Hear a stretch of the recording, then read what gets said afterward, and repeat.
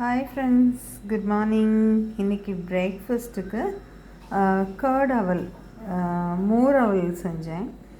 இது நான் எப்படி செய்வேன்னா, கடுகு, உளுத்தம்பருப்பு, பெருங்காயம், மோர் மிளகா, கருவேப்பிலை, கடலைப்பருப்பு இதெல்லாம் நல்லா தாளிச்சிட்டு, அதுக்கு முன்னாடி அவலை நல்லா அலசிட்டு வடிகட்டியில் வடித்து வச்சுக்குவேன் தண்ணி போக.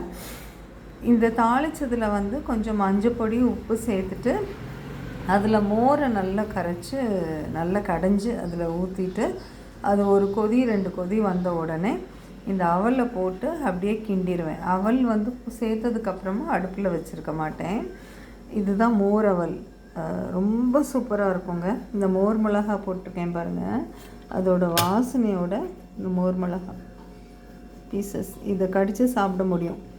என்ன ஒரே ஒரு விஷயம் நம்ம கவனத்தில் வச்சுக்கணுன்னா, மோர் மிளகாவில் உப்பு நிறைய இருக்குங்கிறதுனால நம்ம இதுக்கு உப்பு போடும்போது கொஞ்சம் கவனமாக பார்த்து போட்டுக்கணும்.